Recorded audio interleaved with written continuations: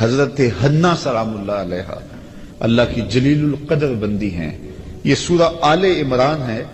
یہ اس عظیم المرتبت خاندان کے نام پر منسوب ہے. حضرت حنا حضرت عمران کی بیوی ہیں اور اس جوڑے کے ہاں اولاد نہیں تھی. صبر شکر کر کے زندگی کاٹ رہے تھے. کوئی بات نہیں، اگر اولاد نہیں ہے تو کوئی بات نہیں، اللہ کی تقسیم پہ ہم راضی ہیں. ایک دن دوپہر کا وقت تھا. صحن میں چارپائی بچھائے آپ جو ہیں وہ لیٹی تھیں کہ کیا دیکھا کہ گھونسلے میں چڑیا نے بچے نکالے ہوئے اور کہیں سے چڑیا اڑ کے جا کے دانا اٹھا کے لاتی ہے. بچہ چونچ کھولتا ہے اور اس کی ماں اس کی چونچ میں دانا ڈالتی ہے. بچے اور ماں کا یہ پیار دیکھا تو حضرت حنا کا دل چوٹ کھا گیا اور عرض کی مالک تو نے جانوروں کو بھی بچے دیے ہیں اور وہ بھی ان سے پیار کرتے ہیں، تو میں اولاد سے محروم ہوں. میرے مالک اگر تو مجھے اولاد دے تو بیت اللہ کے لیے اسے وقف کر دوں گی. اللہ نے ان کی گود ہری کر دی. ہوتا یہ تھا کہ جب اولاد ہوتی تو پہلا بچہ ہوتا اس بیٹے کو بیت المقدس کے لیے وقف کر دیا جاتا. 300 حجرے تھے بیت اللہ کے آس پاس جہاں اس طرح کے بچے رہتے تھے. لیکن جب ولادت کے لمحے آئے تو وہ بیٹا نہیں تھا، وہ بیٹی پیدا ہوئی. حضرت حنا بہت پریشان ہوئی کہ ان کو مردوں کے ہجوم میں کیسے رکھوں گی. تو کہا مالک یہ تو بیٹی پیدا ہوئی ہے. کہا حنا پریشان نہیں ہونا، جس طرح کی ہم نے تمہیں بیٹی دی ایسے بیٹے بھی نہیں ہوتے. اور اس بیٹی کا نام تھا مریم سلام اللہ علیہ، جو حضرت عیسیٰ کی والدہ بنی سلام اللہ علیہ. تو حضرت مریم کی ولادت ہوئی. جب منت پوری کرنے کا وقت آیا، انہوں نے شعور کی زندگی میں قدم رکھا تو اپنی منت یاد آئی تو پھر دوبارہ پریشانی جاگ پڑی کہ اب مردوں کے ہجوم میں اس خاتون کو کیسے رکھا جائے. تو یہ طے پایا کہ کوئی بوڑھا بزرگ آدمی اس کی کفالت اپنے ذمے لے لے اور اس کی ضروریات کا وہاں خیال رکھے. اور جب یہ طے پایا تو بہت سارے لوگ اس عالی مرتبت خاندان کی صاحبزادی کو اپنی کفالت میں لینے کے لیے بے چین ہو گئے. حتیٰ کہ لوگوں کا جب زیادہ تقاضا ہوا تو قرعہ ڈالا گیا، اقلام ڈالی گئی. قرعہ فال نکلا حضرت زکریا علیہ السلام کے نام. یہ قرآن ہمیں ساری کہانی بتاتا ہے. سورہ آل عمران میں حضرت زکریا 120 سال کی عمر میں تھے اور ان کی زوجہ تھی 99 سال کی عمر میں، اور یہ جوڑا بھی اولاد سے محروم تھا. پیغمبر تھے حضرت زکریا علیہ السلام اور سکے خالو لگتے تھے حضرت مریم سلام اللہ علیہ. تو ان کے نام قرعہ نکلا تو حضرت مریم کو انہوں نے بیت المقدس کے آس پاس ایک متعینہ حجرے کے اندر ٹھہرا دیا، مصلی بچھا دیا اور ضرورت کی چیزیں انہیں باہم پہنچانے لگے. حضرت مریم دن کو روزہ رکھتی اور رات کو عبادت میں بسر کر دیتی. حضرت زکریا ان کا خیال رکھتے، ضروریات کو پورا کرتے. جب کہیں جانا ہوتا تو حجرے کا دروازہ باہر سے بند کر دیتے، تالا لگاتے اور چلے جاتے.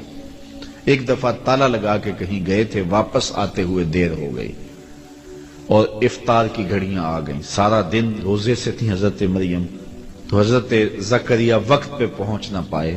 دل میں بڑی تشویش تھی کہ بیٹی نے روزہ کھولنا ہے اور میں پہنچ نہیں پایا اور افطاری نہیں دے سکا. خیر جلدی جلدی گئے، جا کے دروازہ کھولا، وجد عندها رزقا. دروازہ کھولا تو کیا دیکھا، وہاں بے موسم پھل پڑے ہوئے. تو حضرت زکریا بڑے پریشان ہو گئے کہ اندر سے کوئی باہر نہیں آ سکتا، باہر سے کوئی اندر نہیں جا سکتا، تالا لگا ہے، دروازہ مقفل ہے اور پھر پھل اور وہ بھی بے موسم. قالا یا مریم ان لک ھذا، اے مریم یہ پھل کہاں سے آئے، حیرت سے کہا. تو حضرت مریم نے جواب دیا کہ یہ میرے رب نے مجھے عطا کیے اور وہ جس کو چاہتا ہے بغیر حساب کے عطا کرتا. اب حضرت زکریا علیہ السلام کا میں نے بتایا 120 سال عمر تھی اور ان کی زوجہ کی عمر 99 سال تھی اور یہ جوڑا بھی اولاد سے محروم تھا. اب بے موسم پھل جب حجرہ مریم میں اترتے ہوئے دیکھے تو حضرت زکریا کا دل بھی چوٹ کھا گیا. ہنالک دعا زکریا ربہ، حضرت زکریا نے وہیں کھڑے ہو کے دعا مانگنا شروع کر دی. مالک جب تو اپنی بندی کو بے موسم پھل دے سکتا ہے تو مجھے بے موسمی اولاد نہیں دے سکتا. میرے شجر عمر پر بھی اولاد آنے کا موسم بیت گیا ہے، لیکن یہاں بے موسم پھل تو نے دیے ہیں تو مجھے بھی اولاد کا پھل بے موسمہ تو عطا کرنے پہ قادر ہے۔ وہیں کھڑے ہو کے حضرت سیدنا زکریا دعا مانگنے لگے۔ پھر کیا ہوا؟ ان کی دعا رد کر دی گئی۔ کس عمر میں دعا مانگ رہے ہو؟ کہاں مانگ رہے ہو؟ بیت اللہ سامنے ہے، صخرہ کے پاس کیوں نہیں جاتے؟ حجرہ مریم میں ایک ولیہ کے پاس کیوں مانگ رہے ہو؟ نہیں، بلکہ کیا ہوا؟ فنادتہ الملائکہ، وہ ابھی وہو قائم یصلی فی المحراب، وہ وہاں حجرے میں کھڑے ہو کے دعا مانگ ہی رہے تھے کہ فرشتوں نے آ کے ندا دی ان اللہ یبشرک بیحییٰ، اے زکریا تمہیں مبارک ہو، ہم تمہیں یحییٰ کی بشارت دیتے۔ تو بے موسم پھلوں کا آنا یہ کرامت ہے اللہ کی ولیہ حضرت مریم سلام اللہ علیہا کی۔ اور پھر یہ بات سمجھ میں آئی کہ جہاں اللہ کی رحمتیں اترتی دیکھی جائیں وہاں دعا مانگی جائے، اور وہاں مانگی ہوئی دعائیں پھر رد نہیں ہوتی ہیں، اور حضرت زکریا وہاں کھڑے ہو کے دعا مانگتے ہیں۔ تو اولیاء اللہ کی کرامتیں بھی برحق، اور پھر اگر اولیاء اللہ کی قربت میں جا کے ہم رب سے دعا مانگیں تو لوگ کہتے ہیں یہ شرک ہو گیا۔ یہ شرک نہیں ہوا، جہاں رحمتوں کو اترتا دیکھے وہاں دعا مانگی جاتی ہے، اور وہاں دعا مانگی جائے تو پھر رد نہیں کی جاتی۔ اللہ اکبر۔ اور آئیے قرآن مجید میں اللہ نے ایک دوسرا واقعہ بیان کیا ہے۔ حضرت سلیمان علیہ السلام جلیل القدر نبی ہے، اور آپ کا تخت ہوا پہ اڑتا تھا، پوری دنیا پہ حکومت کی ہے۔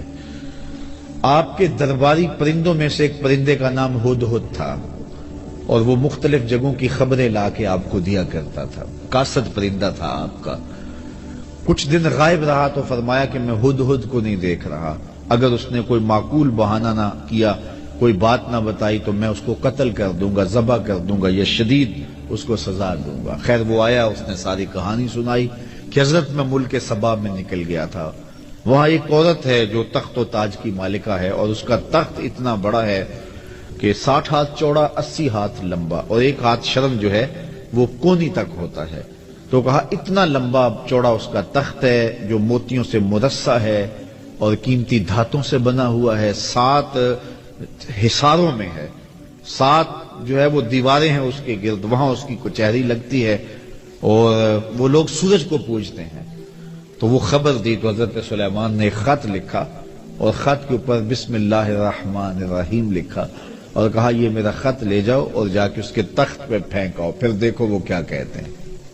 وہ ہدہد حضرت سلیمان کا دیا ہوا خط لے کے ملک سبا میں پہنچتا ہے، جو وہاں سے 1 مہینے کی مسافت پر تھا، اور وہاں جا کے اس نے وہ کاغذ کا ٹکڑا جس کے اوپر یہ لکھا ہوا تھا آپ کے خط کی عبارت وہاں پھینک دیا۔ اس خاتون نے جب خط اٹھایا دیکھا کہ پرندہ پھینک گیا ہے، تو کہتے ہیں نبوت کا جلال ہوتا ہے، تو جو ہی اس نے خط کو پکڑا تو اس کا بدن کانپنے لگا۔ خیر اس نے صنادید اپنی قوم کے سردار بلائے، اور وہ کہتے ہیں 12,000 سردار تھے، ان کو بلا کے کہا کہ میرے پاس ایک معزز خط آیا ہے، اور اس میں یہ لکھا ہے کہ فرما بردار بن کے میرے پاس آؤ، اب بتاؤ کیا کرنا ہے۔ قوم نے کہا، جو سردار تھے قوم کے، اس میں آیان سلطنت بھی تھے، وزراء بھی تھے، اس میں فوجی زعماء بھی تھے، عسکری قوتوں کے سربراہ بھی تھے، سارے لوگ تھے، سیاسی عمائدین بھی تھے، سارے لوگ تھے۔ انہوں نے کہا کہ فوجی ہماری تیار ہیں، اسلحہ ہمارے پاس موجود ہے، قوم متحد ہے، مورال بڑا بلند ہے، کوئی ٹینشن نہیں ہے، اگر وہ حملہ کرتے ہیں تو ہم مقابلہ کریں گے، باقی رائے آپ کی ہے، جو آپ فیصلہ کریں ہم اس فیصلہ کے مطابق جو ہے وہ کریں گے۔ تو اس نے کہا کہ جب بادشاہ کسی ملک پہ حملہ کرتے ہیں تو پھر تاخت و تاراج کر کے رکھ دیتے ہیں، میں نہیں چاہتی کہ لڑائی کی نوبت آئے، میں ہدیہ بھیجتی ہوں، پھر دیکھتی ہوں کہ وہ کیا اس کا جواب دیتے ہیں۔ تو اس نے قاصد کو ہدیہ دیا اور حضرت سلیمان کے دربار میں بھیجا۔ وہ ہدیہ کیا تھا؟ مفسرین نے لکھا ہے کہ وہ ایک سونے کی اینٹ تھی، جس کو قیمتی کپڑے میں لپیٹ کر کے تشتری میں سجا کر کے حضرت سلیمان کی بارگاہ میں پیش کرنے کے لیے قاصد صنعاء سے چلا اور حضرت سلیمان کے دربار تک پہنچا۔ حضرت سلیمان نے نور نبوت سے دیکھ لیا کہ وہ ایک اینٹ لے کر کے سونے کی آ رہا ہے، تو آپ نے اس کے آنے سے قبل اپنے دربار میں حکم نامہ جاری کیا کہ یہ جو دربار کو رستہ آتا ہے، اس رستے میں سونے کی اینٹوں کا فرش لگا دو۔ وہ ایک اینٹ لے کے آ رہا تھا، کہا یہاں سونے کی اینٹوں کا فرش لگا دو۔ اللہ اکبر، وہ اس پہ نازاں تھا۔ حضرت عمر فاروق رضی اللہ تعالیٰ عنہ کے زمانے میں جب ایران فتح ہوا تو ایران کی جو عجوبہ روزگار چیزیں تھیں ان میں سے ایک چیز جو تھی جس پہ انہیں ناز تھا، جس پہ انہیں فخر تھا، وہ کیا تھا؟ بہار چین۔ ایک قالین تھا اور وہ اتنا قیمتی تھا اور وہ دربار شاہی میں بچھا ہوا تھا، اگر کسی کو اس قالین پہ بیٹھنا مل جاتا تو ساری زندگی ناز کرتا، میں بہار چین پہ بیٹھا ہوں جی۔ اور جب فتح ہوا ایران تو بہار چین بھی جو ہے وہ مال غنیمت میں آیا۔ تو اب مشورہ ہوا کہ اس بہار چین کو کہاں رکھا جائے، تو کسی نے کہا جی مسجد نبوی میں بچھا دیا جائے، ریاض الجنہ میں بچھا دیا جائے، کسی نے کہا کہ نہیں ایسے کیا جائے، کسی نے ایسے کیا جائے۔ حضرت عمر نے کہا میری رائے پوچھتے ہو؟ کہا جی۔ کہا اس کو مسجد کے باہر جہاں جوتیاں اتاری جاتی ہیں وہاں پھیلا دو، جب لوگ آئیں اور یہاں جوتے صاف کریں اور پھر مسجد میں آئیں۔ اور پھر ایسے ہی ہوا۔ وہ بہار چین جس پہ بیٹھنا لوگوں کے لیے باعث فخر تھا، کہا اس کو مسجد سے باہر بچھا دو تاکہ لوگ یہاں جوتے اتاریں تو آگے آئیں۔ اسلام ان چیزوں کو اہمیت نہیں دیتا ہے، تو وہ اینٹ پہ ناز کر رہے تھے، کہا یہاں فرش بچھا دو۔ اللہ اکبر۔ اور جب وہ وہاں پہنچا تو اس نے دیکھا، اور وہ کیا ہدیہ پیش کرتا، خیر حکم شاہی تھا، وہ ہدیہ لے کر آیا۔ تو حضرت سلیمان نے کہا کہ تم اپنے ہدیے پہ خوش ہوتے ہو، میں تمہارا ہدیہ لینے والا نہیں ہوں، اطاعت کر کے آ جاؤ ورنہ جنگ کے لیے تیار ہو جاؤ۔ جا کے اس نے پھر بتایا جا کے کہ حضرت ہم وہاں گئے ہیں ایک اینٹ لے کر، وہاں تو فرش میں بچھی ہوئی اینٹیں نظر آ رہی، ان کو ہمارے ان ہدیوں کی کوئی ضرورت نہیں ہے، وہ تو انہوں نے قدموں میں ڈال کے رکھی ہیں۔ خواجہ نظام الدین اولیاء کے پاس علاء الدین خلجی آتا تھا، اس کی آرزو تھی کہ میں ان سے ملاقات کروں، آپ ملاقات نہیں کرتے تھے۔ آپ نے فرمایا کہ فقیر کی خانقاہ کے 2 دروازے ہیں، اگر تو ایک دروازے سے آئے گا دوسرے سے باہر نکل جاؤں گا، اور اگر تم نے زیادہ ضد کی طرح شہر چھوڑ جاؤں گا۔ خیر وہ آ ہی گیا تو خادموں نے آپ سے ملنے نہ دیا، پہرے دار کھڑے ہو گئے، تو اس نے سمجھا کہ یہ فقیر مر جائیں گے لیکن اپنی ڈیوٹی سے نہیں ہٹیں گے، تو اس نے کہا اچھا میں استبل حضرت کا دیکھنا چاہتا ہوں، حضرت کی خان کا دیکھنا چاہتا ہوں۔ تو جب استبل میں پہنچا تو جو گھوڑے تھے ان کی زنجیریں سونے کی تھی اور جو میخیں تھیں قلعے تھے وہ چاندی کے تھے، تو بڑا حیرت زدہ ہوا اور اس کو شرارت سوجی۔ اس نے کاغذ کے ٹکڑے پہ لکھا یہ کیا ہوا، فقیروں کے پاس بھی سونا چاندی اور بادشاہوں کے پاس بھی سونا چاندی، اور یہ کاغذ کا ٹکڑا اندر بھیجا۔ حضرت نظام الدین اولیاء نے دیکھا، اس کی پشت پہ لکھ کے دوبارہ بھیجا۔ فرق یہ ہے کہ بادشاہ خزانوں میں سنبھال کے رکھتے ہیں، فقیر گھوڑوں کے قدموں میں ڈال کے رکھتے ہیں۔ تو وہ لپیٹ کے اندر ایک سونے کی اینٹ کو لا رہے تھے اور یہاں راہوں میں اینٹیں بچھی ہوئی تھیں۔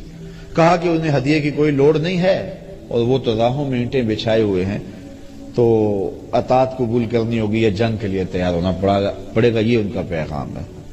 تو پھر بلقیس، ملکہ بلقیس تھی یہ ملک سبا کی بادشاہ، اس نے کہا کہ میں خود جاتی ہوں اور جا کے ان کی اطاعت قبول کرتی ہوں، اور پھر وہ اطاعت قبول کرنے کے لیے حضرت سلیمان کی بارگاہ میں حاضر ہونے کے لیے صنعاء سے چلی اور حضرت سلیمان کے پاس آئی۔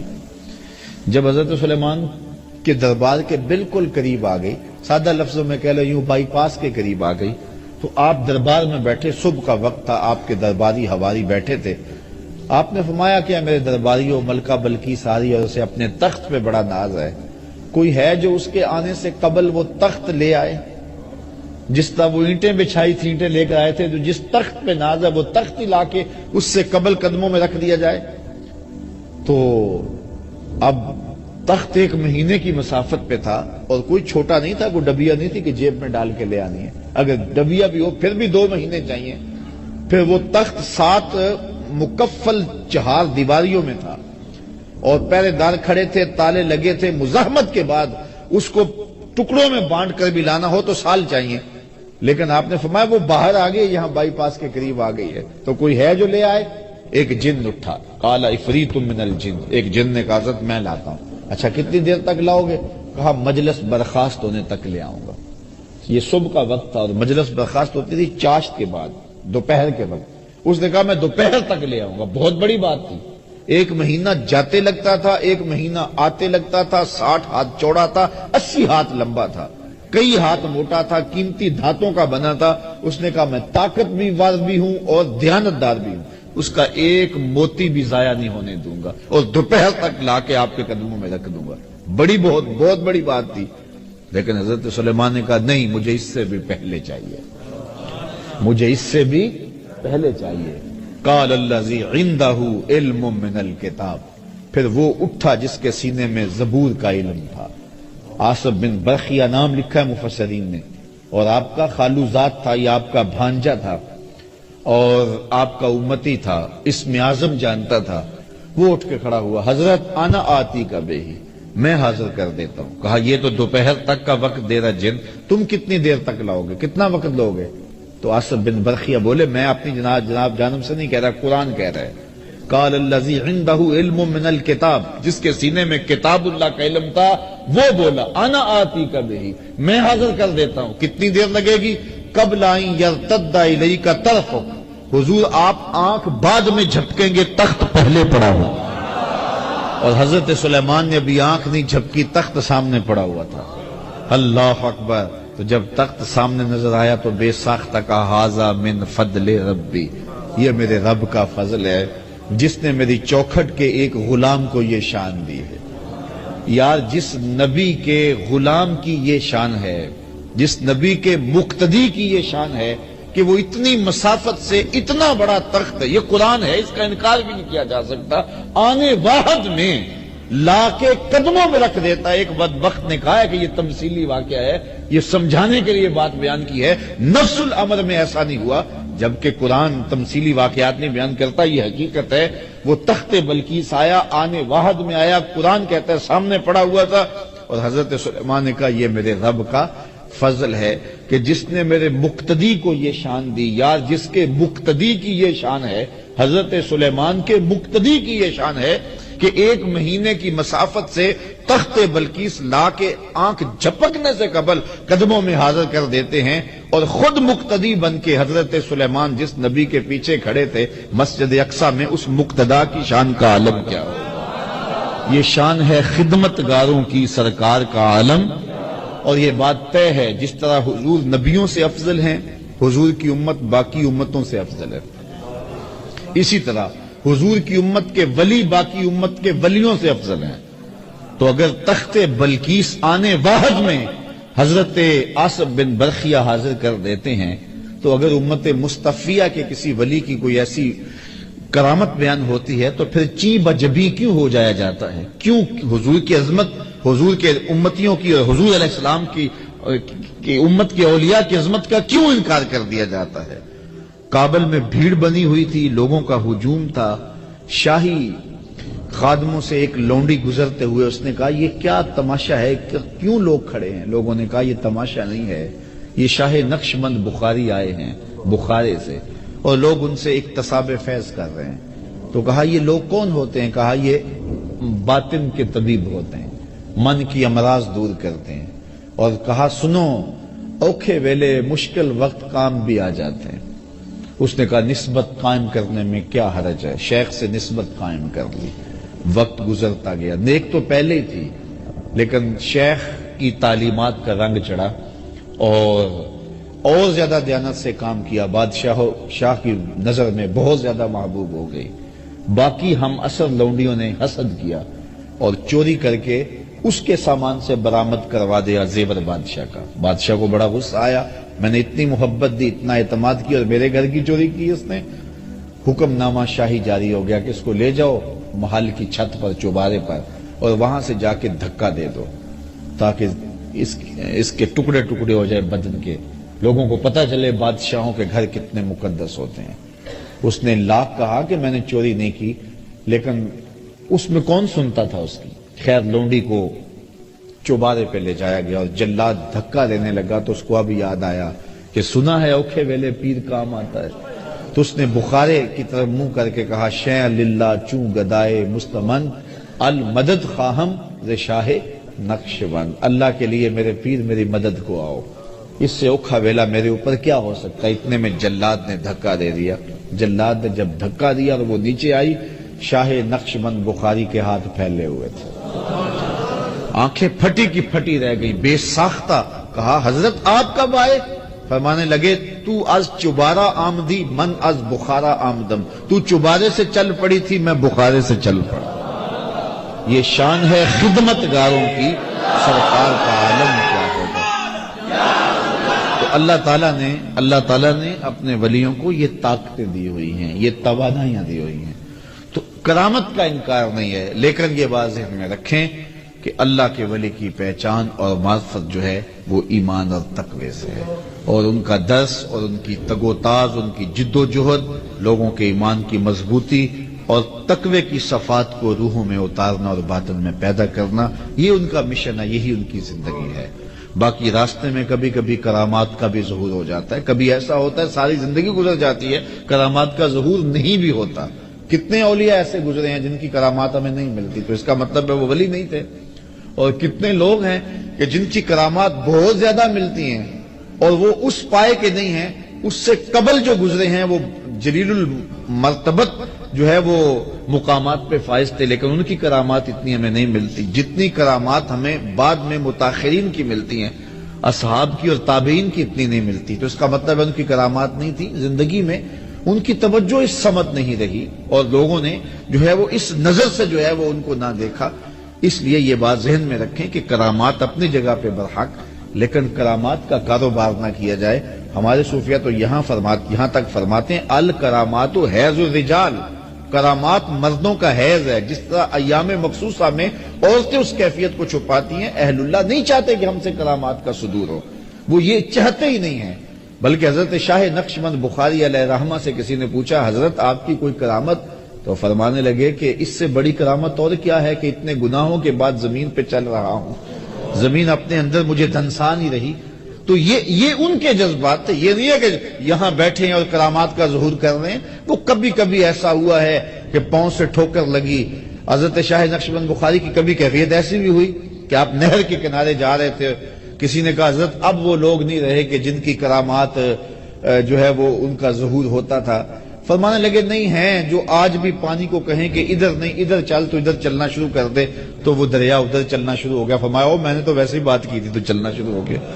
تو یہ کبھی کبھی ان کی زبان سے نکلا تیر یوں تیر بہادر ہوتا ہے، اور کبھی ایسا ہوتا ہے کہ وہ کسی بات کو اللہ کی بارگاہ میں منوانے کے لیے کئی سال تک دعائیں کرتے رہتے ہیں، میرے مالک یہ کام کر دے، میرے مالک یہ کام کر دے۔ تو یہ مختلف کیفیات ہوتی ہیں۔ حضرت ابو عمار حنبلی فرماتے ہیں کن طالبا للاستقامہ لا طالبا للکرامہ، نفسک تطلب منک الکرامہ وربک یطلب منک الاستقامہ۔ کہا کرامت کا طالب نہ بننا، استقامت کا طالب بننا۔ تیرا نفس تجھ سے کرامتیں مانگتا ہے، تیرا رب تجھ سے استقامتیں مانگتا ہے۔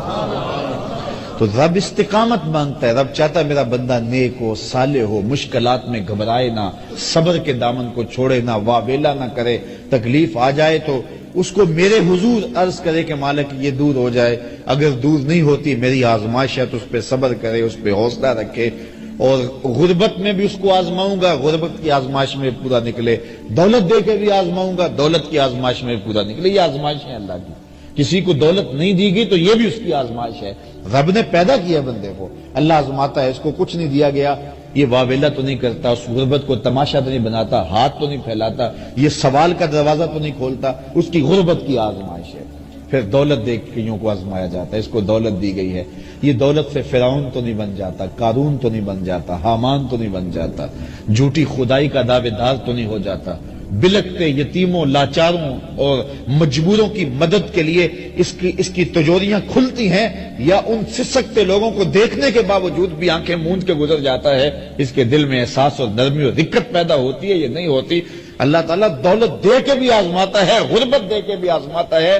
اصل امتحان گاہ ہے دنیا، اور یہ دنیا جو ہے اس امتحان سے ہم سرخرو کیسے ہوں گے؟ پرچے مختلف نوعیتوں کے ہیں، کبھی پرچہ غربت کا ڈالا جاتا ہے، کبھی امارت کا ڈالا جاتا ہے، کبھی آزمائشیں، تکلیفیں، اذیتیں اور تکلیفیں دی جاتی ہیں۔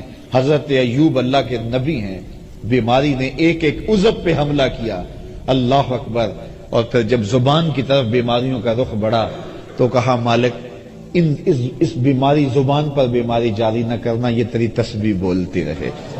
اللہ شکایت نہیں کی ہے، ایک عضو جو ہے بیماری کا شکار ہوتا ہے، لیکن شکایت نہیں کی۔ حضرت یوسف علیہ السلام کی آزمائشیں دیکھو، کبھی کنان کے اندھے کنویں میں ڈالا جاتا ہے، اور پھر مالک ابن زغر کی قید میں آتے ہیں، اور پھر مصر کے شہنشاہ کے گھر میں جاتے ہیں تو کتنی ریشمی آزمائش بچتی ہے کہ فریفتہ ہو جاتی ہے عزیز مصر کی بیوی، اور حضرت یوسف علیہ السلام کے لیے ایک مصیبت بن جاتی ہے کہ جس نے مجھے مالک ابن زغر سے خریدا، جس نے میرے لیے آسودہ ماحول پیدا کیا، اور آج میں کیا اس کے گھر میں خیانت کروں، اور وہ ہے کہ وہ ڈورے ڈال رہی ہے۔ پھر وہ وقت بھی آیا، کتنی آزمائش کڑی تھی کہ ایسی آزمائشوں سے گزرنا کوئی آسان نہیں ہوتا کہ دروازے مکفل کر کے بت کے پردہ ڈال کے زلیخا بولتی ہے تعلق یوسف اب تو آ جاؤ، اب کوئی نہیں دیکھ رہا۔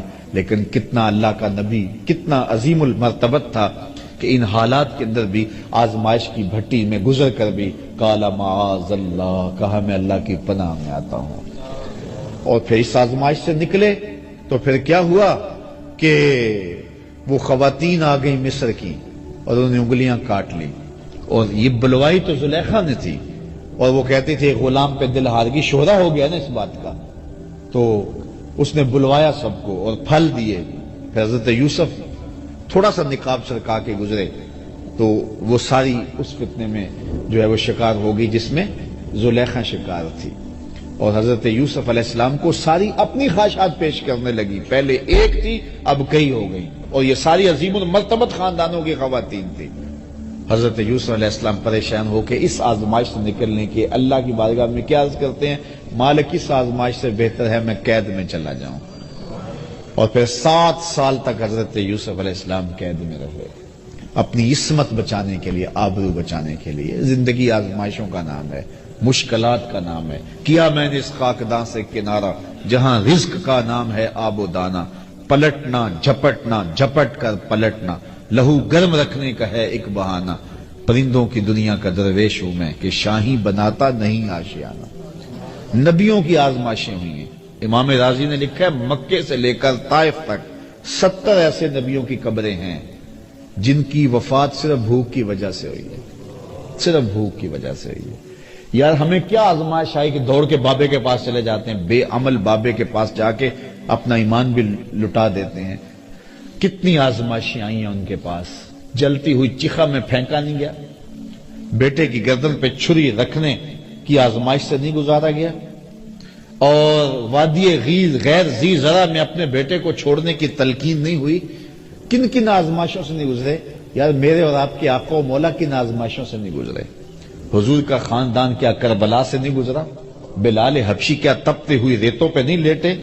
حضرت خباب بن ارت کے جسم کے لوتھڑے جو ہے وہ توڑے نہیں گئے؟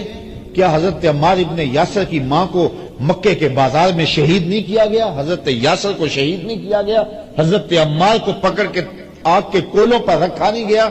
لوگوں کے بازو اور ہاتھ کاٹے نہیں گئے؟ کیا کیا مصیبتیں نہیں آئی ہیں راہ خدا میں؟ اور ہمیں کیا ہے، تھوڑا سا کام نیچے ہوا، تھوڑے سے گاہک کام آئے تو ہم پھر دوڑ گئے اور وہ شرکی عقائد میں مبتلا ہو گئے۔ اپنے آپ کو مضبوط کریں، اللہ تعالیٰ پر توکل کریں، اللہ پر بھروسہ کریں۔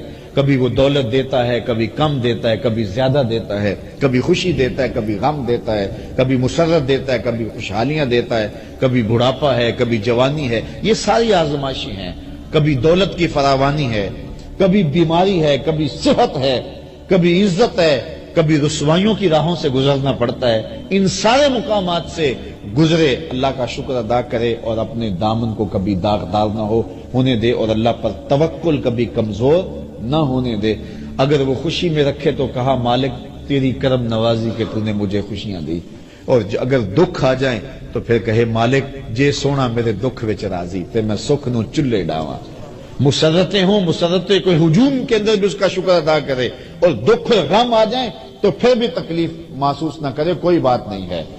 دکھ ہمیشہ تے سکھ کدائیں، دکھاں تو سکھ وارے، دکھ قبول محمد بخشا راضی رہن پیارے۔ میں تمہیں صرف ایک حدیث سناتا ہوں، تمہیں ٹھنڈ پڑ جائے گی، مولا کائنات سید نبی المرتضیٰ سے مروی ہے۔